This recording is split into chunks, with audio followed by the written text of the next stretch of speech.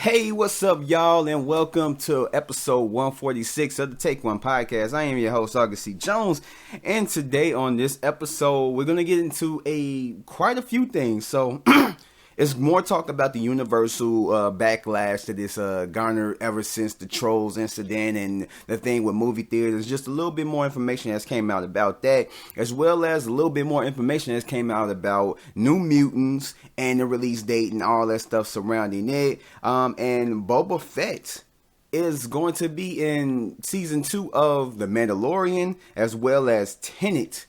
Will it keep its release date or will it end up moving? It all depends on how things are looking by next month.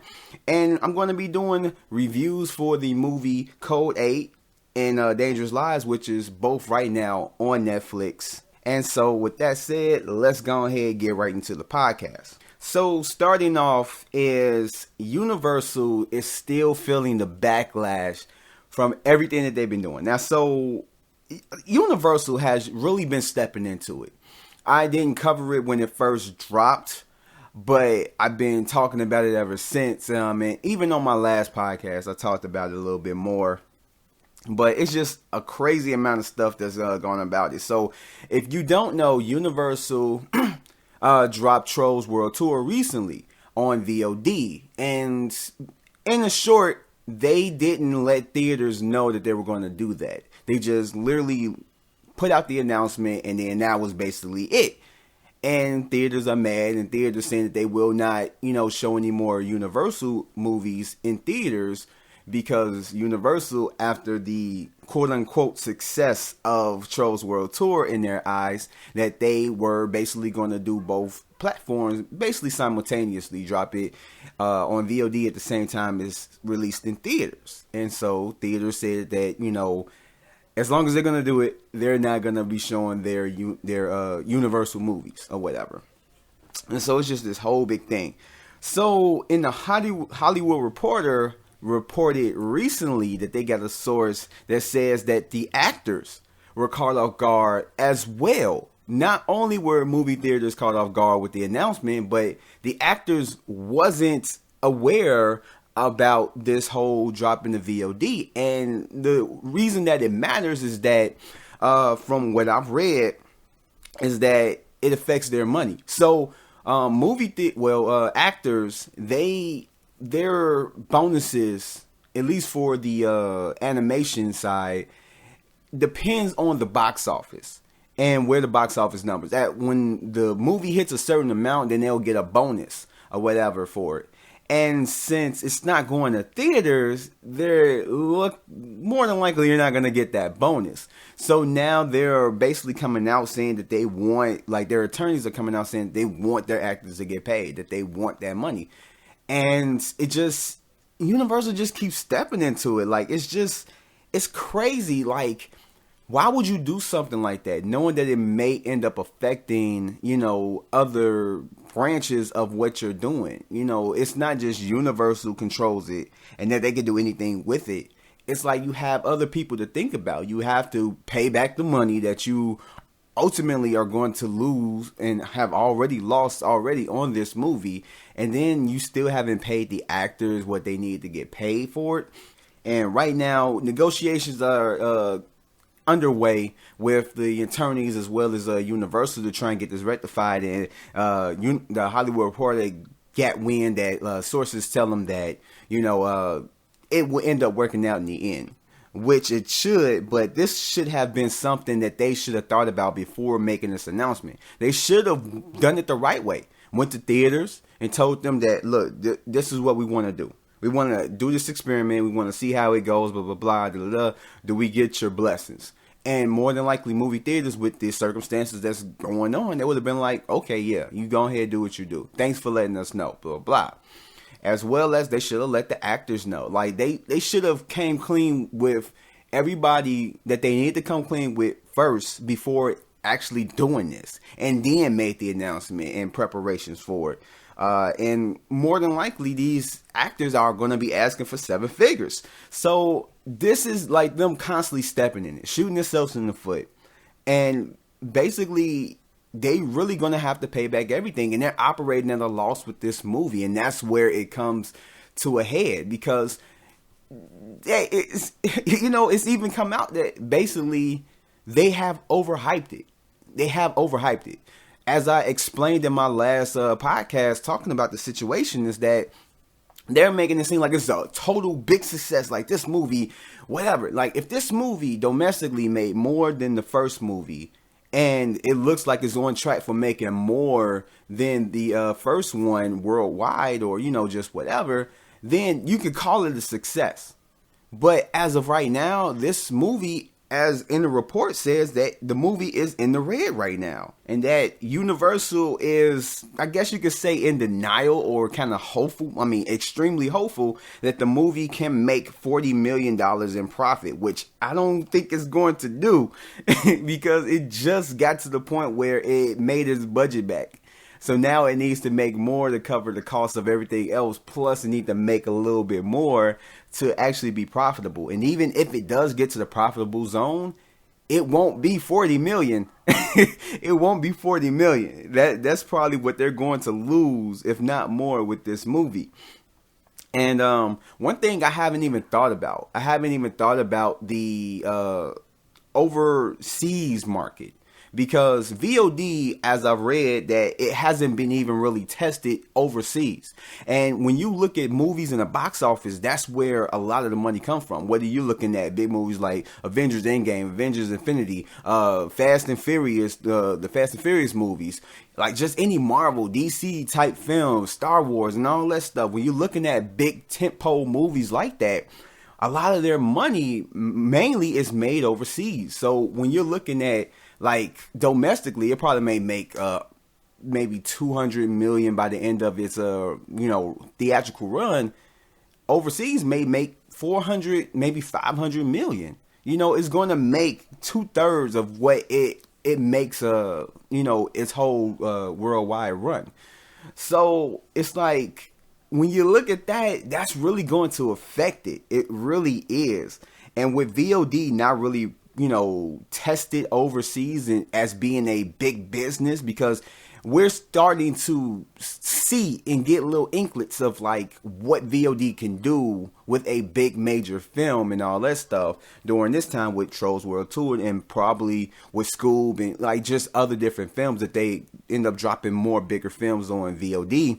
We're going to get that testing ground, but as of right now, it's going to be extremely affected with the whole thing. Now, theaters open back up by next month or July or August or whatever. Then they could probably open it up in China and, and try and get that money back that they've missed out on. But as of right now, VOD can't be accounted for with overseas and all that stuff. And it's just crazy. I mean, it has opened overseas in certain places like the UK and other places, but where it really matters, like China and all that stuff, where it's going to make the big bucks, it hasn't done anything over there. It hasn't been open. And it's crazy because this is just a big mess. Just a big mess. Because CEO Jeff Schill did an interview with Wall Street Journal, and basically it was kind of like it was kind of like a contradictory, because he was excited about the numbers and everything else, which where the overhyped thing comes in about the earnings or whatever, and later on came out about to say that the company is going to start cutting costs aggressively. Now, why would you be excited about the numbers but yet still cutting costs aggressively? It's like they're trying to save face. They're trying to basically put it out there that, yeah, we put this out and it's doing good numbers and this and that, and try and make it seem like it's good. In reality, when you break down everything that goes against it, it's showing that this movie is not doing what they needed to do in order to be profitable. Like, this movie was it's a success and a failure in certain ways in how you look at it. But the thing is that Universal is like thinking about this is that Universal keeps a bigger percentage of the PVOD rentals for that movie or any other movie that they put out or whatever, if they don't put it in theaters and stuff, or even if they were to be able to do it simultaneously, they would keep a bigger percentage in VOD rather than, almost 50% with the movie theaters. And the thing is that's making it crazy is that the numbers aren't really like accurate, or you can't really define a definitive number with VOD sales as of right now. Box office, you can find it on the internet, Box Office Mojo and all that stuff. But with VOD right now, since it's kind of like beta testing and all that stuff, you can't really find the numbers too much. So it's kind of like, I don't know, it's kind of like a shaky ground. It's the beginning of everything. And right now, it's really looking bad on Universal. Not only are they not going to make money off this movie, but they have made, hopefully temporary enemies of the movie theaters.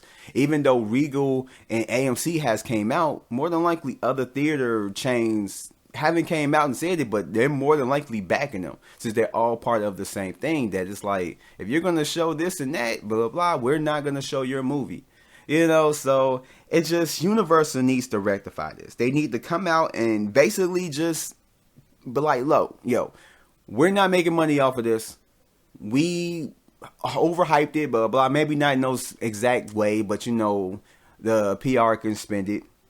And basically just say that, like, this is just an experiment. We are sorry the theater owners reach out to NATO and just tell them, like, look, man, we're sorry that we did this. We're not going to do it simultaneously and blah, blah, blah, and all this stuff. And we still want to keep our working relationship and just try to mend bridges, because as much as the theaters need the movie studios need the movie theaters. So it's in their best interest to go ahead and rectify the situation, get the actors paid what they need to pay. And in the future, when they start to want to make decisions like this, they need to go ahead and think it out before they actually try and go through with it without anybody knowing and surprising everybody, because it's going to look bad on them.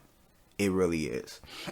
Especially when, they want to make new movies, and if movies can't get shown at the biggest theater chains around the world or just in the US, you're going to have a lot of actors not really wanting to be a part of it, because they're not going to be making money like that. So it's in their best interest to, mend bridges and rectify everything. But I just spent a lot of time on that, more than what I needed to. So let's go ahead and jump over to the next topic. So another topic that I talked about on the last episode of the Take One podcast is New Mutants. So basically, New Mutants, a movie plagued and cursed to not hit theaters at all, seemed like it was going to hit a shimmer of light when COVID-19 hit, which basically took its release date and made it uncertain again. So now it's pulled from a release date, and we still haven't gotten a release date for it, and we don't know whether it's going to go to theaters still or if it's going to go to VOD.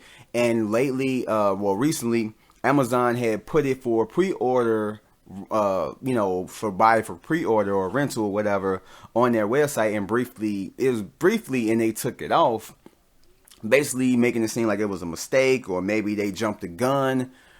Maybe it is supposed to go, to VOD, and they accidentally put it on there earlier than what, they wanted it to go on there, or Disney wanted it to go on there. So it was a lot of speculation about what happened about it.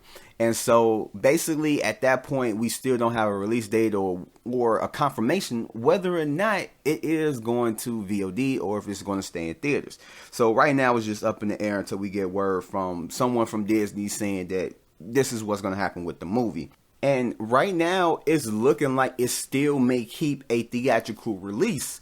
And like I stated up in my last, when I talked about it in the last episode, that I feel like it should take the October release. Let's say things get better in the summer and things slowly start to get better or whatever. I think that they should release it in the first week of October or the last week of September, going toward Halloween. Because if it is a horror movie like that, you might as well put it out in a horror, themed season.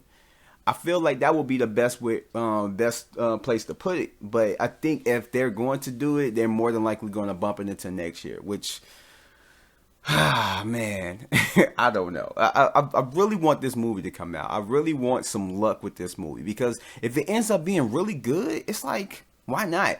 And with Fox wanting to change everything about this movie and do reshoots and all this stuff, it's basically out that Josh Boone's decision or his vision of what he wanted the movie to be, that's the movie that we're going to see. Because if you read up on it, we still hadn't got any like reshoots, and the actors have gotten older, so they can't go in for reshoots and look the same and all that stuff. So it's kind of like a done deal. Like they need to release this movie as is. So whether it is good or bad, whatever, in between, this movie needs to go out if they're going to put it out. Whether or not it's going to be on VOD or theaters, we don't know. But as of right now, it's looking like it's going to keep its theatrical release. And I hope it does, because I really do want to see this movie in theaters. Hopefully I can see it in IMAX when theaters open back up and when it officially comes out. But I really think that they should go ahead and release it around October if things are looking good by summertime. Then that'll give it enough time for the marketing and everything else, and for things to slowly get back to normal. By then people should be regularly trying to go back to the theaters. Still cautious, but less cautious than they were when theaters were really opening back up. But hey, we'll see. So speaking of release dates, Tenet looks to possibly keep its release date, and how everything is turning out, I mean, honestly, we still don't know. But sources claim to Variety that the fate of Tenet's box office release will be decided within a week, and if it still comes out on this release date, which is July 19th, that they can start preparation. They can start preparations by the theaters and the studios, and get the marketing rolling before the movie comes out, so they can spread awareness. And with that, theaters are really hoping that they can have their theaters open by July, with both Tenet and Mulan playing in the same month, that it could kind of like boost sales and get things back in order and everything else. But with social distancing still gonna be in effect, and like not really having like too many theaters having packed houses, it's still gonna affect the box office. So that's gonna affect whether these movies are still gonna come out within that month, and just looking how things is gonna go coming toward that time. As well as New York and LA are further behind than most states with their reopening procedures.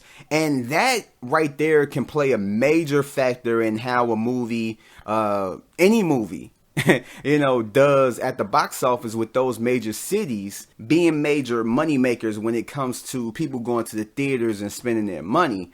And also WB has came out and said that they hope that Tenet can make $1 billion, which, given regular circumstances, probably, but given everything that's going around it, it's more than likely not going to do it. As it's coming closer to July, it's looking like the release date is going to get changed for Tenet as well as Mulan, because you got to think, even if theaters were to say reopen in June, and they can start the preparations for it, you're still going to have people hesitant to go back to the theaters. And then even those people that are going to go back to the theaters, whether they wear the face mask, bring the sanitizer with them, or, have theaters probably going to have sanitizer in there so they can just, sanitize their hands and everything else. It's like, you're still going to have that separation. You're still going to have that social distancing, where you're not going to be able to buy seats right next to each other if you're like not, buying your tickets together and everything else. That you're still going to have maybe a few seats in between each person.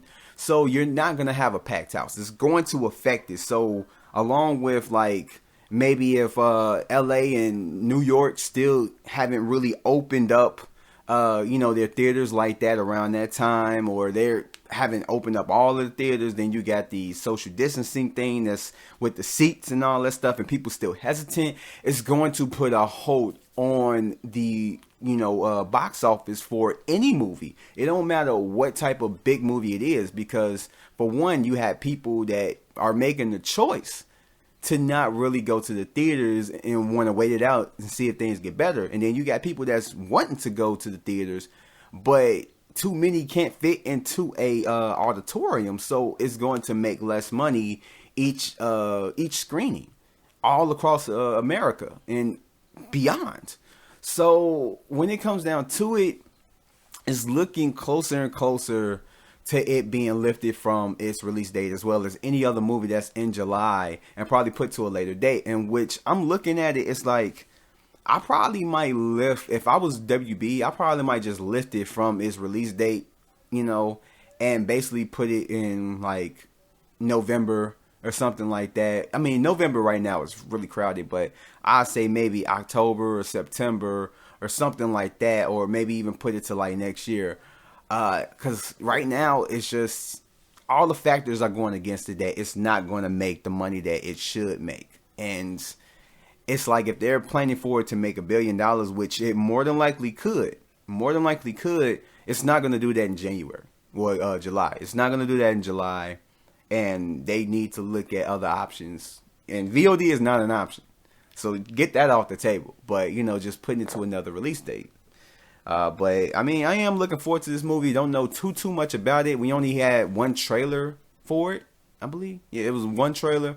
And we haven't really heard too much about it. But hopefully they move it to a new release date. Now, so with that out the way, let's jump into the next topic, which is Boba Fett. Now, Boba Fett is going to be in season 2 of The Mandalorian. If you have not checked out The Mandalorian, which as popular as it was when it was like every episode was dropping, a lot of you probably have. And if you haven't, definitely check it out. It is a worthy show to check out, especially now. I don't know why. If you have Disney Plus, you might as well check it out. Even if you're not a Star Wars fan, you probably may end up really liking this show. But on to season 2. So Boba Fett will make an appearance in season 2. How big? We don't know. But they said that it will be a small role, that it won't be anything like major. So I hope that it is a really good one. At least 2 episodes. And he will be played by Tamuera Morrison, who played Jango Fett in O2 Star Wars Attack of the Clones. And this is kind of interesting to me. Like, I'm not a huge Star Wars fan, and I don't go crazy over the novels, the comics, the games, and all that stuff. But I do enjoy the movies and everything else. So I know a good amount of Star Wars lore and all that stuff. And I do love the world and universe in which it's created in. And when it comes to this, I'm very curious because Boba Fett seems like a really formidable type of like character that put up against Mando, I think will be a good fight. Now, will they be on the same side or will he be opposing the Mandalorian? We don't know. We have no idea, but I would love to see at least one episode where you're having a good combat scene, or if he's coming in and out the season, maybe not like, a whole, whatever. It's going to be like, 8 episodes, maybe 10. Let's say he in like maybe 4 episodes or maybe 5. But he's in and out, the encounters that they have with each other are just like awesome fights and just action scenes between these two characters. Maybe he's sent to be a bounty hunter to track down Mando, which it looks like that's what's going to happen. Or Mando could go to Boba Fett and ask for help to try and, get, Baby Yoda to a safe place and all this stuff. And maybe Boba Fett may end up being a good guy in this series as opposed to being a bad guy within the older films and all that stuff. So, I mean, we'll see, but it's still scheduled. The show season 2 is still scheduled to drop in October, but we still will see what will happen. But if they are opposing each other, I really hope that they do it up really well and that it's a good ass just gunfight, fight, action fight, whatever it is. Hopefully they do it well. Now, with all the news articles and items and stuff out the way, let's jump into some movie reviews to end off the show. Now, the first movie I'll be reviewing is a movie called Code 8, which you can find on Netflix right now. It's not a Netflix original, but it was picked up by Netflix, and it stars Stephen Amell and Robbie Amell. And finding out I didn't know beforehand that it was a short film before it was an actual feature film, and it was the project was fundraised on Indiegogo by Robbie and Steve Amell both, who served as producers on the film as well, of course. And yeah, so they had a short film of the same name, about 10 minutes long. You can find it on YouTube, same name, whatever, Code 8, short film. And it actually is pretty good of a short film. It is. It don't have a crazy amount of stuff that happened in it, but it is a really good short film. And I just watched it previously before recording this podcast, and I really did enjoy it. Didn't know it beforehand, but I really did enjoy it. So if you have the time, it's only 10 minutes, so go check it out. You spend all your time on YouTube anyway, especially now. But as a film, it really just has the X-Men type of vibe to it. And it's just about Robbie Amell, who plays a guy who has a sick mother. And both of them have, like, powers, like superhero type powers. And in this world, you are basically kind of like, I guess you could say, have to register as a superhero, or not superhero, but a superpowered individual. And you can't really use your powers like that. You're oppressed by regular people who without powers or whatnot. And so he gets himself into where he has to have money to where he could take care of his mother because she's only getting sicker. So it causes him to do not so legal stuff, in which he has to try to get himself out of it, which causes a whole bunch of chaos with just the wrong people as well as law enforcement. And this movie is a pretty decent film. And like I said, it is kind of like, it has the X-Men vibe where you got the people without powers versus the people with powers and trying to oppress them.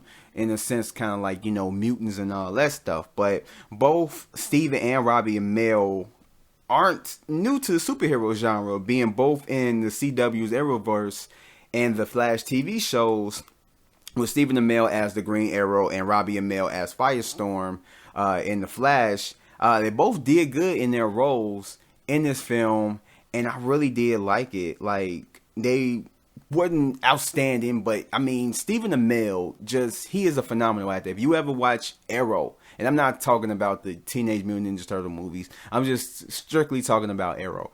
He is a great actor, and I would love to see him in more feature films, maybe in more like independent type films, to where he can really show off his acting chops and, just really give a great performance. And one thing that really stands out about the character of Robbie, which is Connor Reed, is his motivation and why he's doing what he's doing. And you can kind of get that. He has to use his powers, which is basically, in a sense, banned in this universe or whatever, or in this world with superpowered individuals. And he has to use his powers to do illegal stuff for something good. And just how he's pushed throughout the movie, I really did like that. And then even at the end, I'm not going to give it away, but it's something that happens at the end that really is like very powerful. And I really did dig it. And I love the way that this movie ended. And I just kind of like different elements of this movie. And just the emotional aspect really did stand out to me. And I did like the CG that was used. And they, in this movie, knew that they wasn't working with too much. This is a low budgeted film, like $2 million, I believe, $3 million that it was made for. And they used the CG well. They didn't go overboard and make it just look ridiculous. That they did what they can do with this movie. And I really did dig it. This movie is a hit. If you are at home and you want to have something to watch, definitely check it out. Especially if you like the superhero genre. Now, it's not crazy like anything in the MCU, but it is kind of like a superhero science fiction type film, more or less. And, I mean, the movie wasn't anything super spectacular, but for a low budget film doing what it did do it really good. And I really think that you guys should check it out.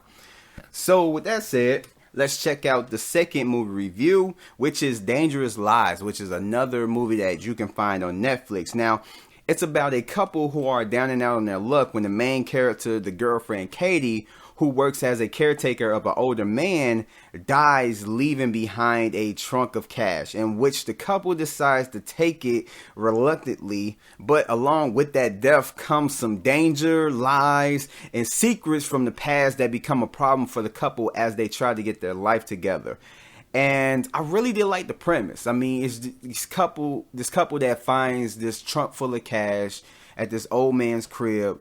And it's like, do we take it? Do we leave it? Because if we leave it, then, you know, it's going to go everywhere. But if we take it, then it can make our lives better because we need it, you know. So, you know, I like that premise because it would kind of get you thinking, like, if you were in that position, what would you do? Like, I don't know about y'all, but I'm more than likely will take the cash, especially if it's going to help me take care of the stuff that I need to take care of. And I need to take care of a lot of stuff.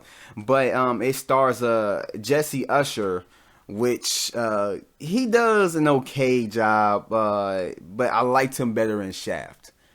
In this movie, he was on and off. And then on top of that, you got Dr. Owls as Detective Rizzoli, which if you've seen the show Rizzoli and Owls, you're more than likely going to get the joke and what I'm referring to. But Sasha Alexander, she did fine. She did fine in this movie. She did okay. She wasn't like the worst thing or whatever. She just did fine. It wasn't anything spectacular from her performance, but she just did fine. And Camila Mendez did a pretty good job. She plays the main character, the girlfriend. It wasn't anything too special. I mean, I could say that she was the better of the rest of the actors in the whole film. But Elliot Gould certainly was the most entertaining performances of the whole film. He didn't have a hugely big role. He was just the old man that she was taking care of who ended up dying. But I really did like his performance. It wasn't anything like spectacular, but out of all the performances, it seemed like he had the most charisma out of all of them. But in this movie, like I said, it had a good premise, and it was good until the end where it gets super predictable with where it goes. Like, literally, if you just watch it and pay attention, you can tell exactly what's about to happen and everything else. As it's being revealed, it's like, it does get really predictable. And that's one of the things that I didn't like about it. I would have loved to have been like, oh, shit. But, you know, it does have a lot of reveals and a lot of ways that it could have went, and you know, it was okay. It was done okay. And it does have some like kind of stupid moments where characters do stupid things, but it wasn't overwhelming like a lot of films tend to do, especially horror films, just so they could keep the plot going. But it was one thing in particular, I'm not going to say what, but it was like a character or the characters could have done something earlier on that could have stopped something from happening, and they chose not to do it. And I'm just like, you know, why didn't you do it? You know, but overall, it is a hit for me. If you haven't seen it, check it out. It's nothing truly spectacular, but it is a good little film to check out. And it was pretty decent for what it was going for in the premise and everything else. Okay acting and everything, but, you know, check it out. I mean, you may end up really loving it. I thought it was just okay, but it's worth checking out. And so, with that said, that wraps up this episode of the podcast. I thank you guys for checking me out. And if you haven't, go ahead and subscribe and hit that notification bell. And give this video a thumbs up if you like what you hear. And I will have more coming next week on the next edition of the Take One Podcast. And that's it. So, peace out. Hey, before you guys leave, make sure you hit that like button as well as that subscribe button. And you see that little bell? Make sure you hit that to turn on your notifications. That way you'll be notified for anything that appears on my channel. Hope to see you guys next time. Peace out.